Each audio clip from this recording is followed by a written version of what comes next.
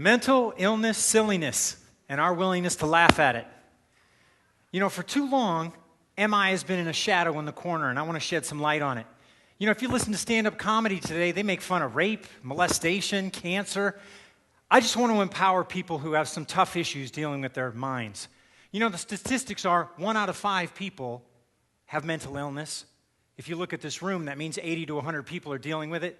1 out of 3 households in America have to deal with this issue as well. So certainly something many of us are up against. And honestly, our society treats it like a fart at a party, right? The person who has it doesn't really want to admit it, and people at the party wish it would just go away and pretend it was never there. I told you we'd laugh at it. The reason why is because guys like Aristotle told us years ago the heart was the center of intelligence and that the mind was actually designed to cool off blood, to stop you from being so hot-headed. Now, the truth is, the earth is bipolar.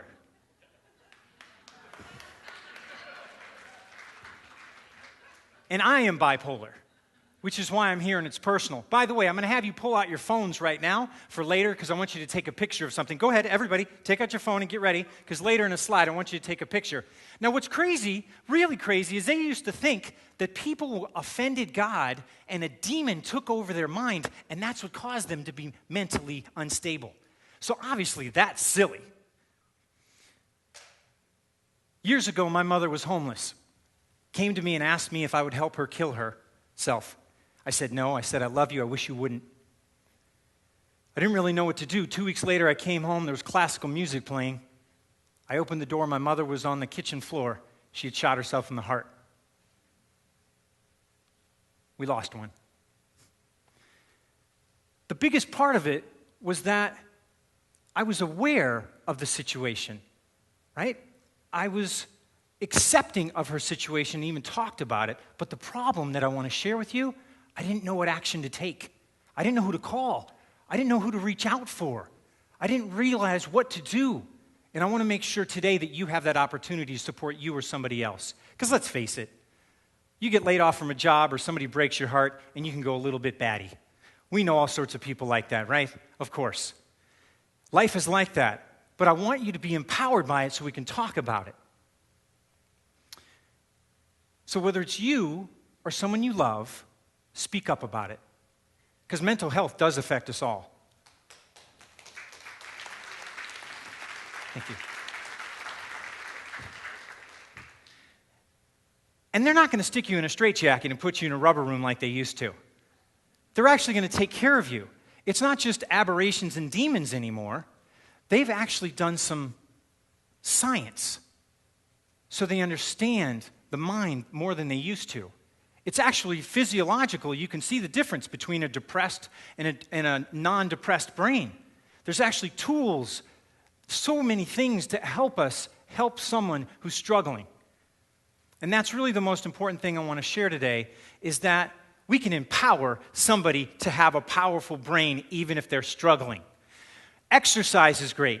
Of course, right? They can go to people. You can get out, get blood flowing to the brain. Now, the one thing I do, this is what I've learned to do. There's 3 things I do. Get up out of bed, drink a glass of water, and even if I'm tired, make my bed. Now look, man, sometimes we all go a little bananas. Yes, of course we do. Life is tough like that.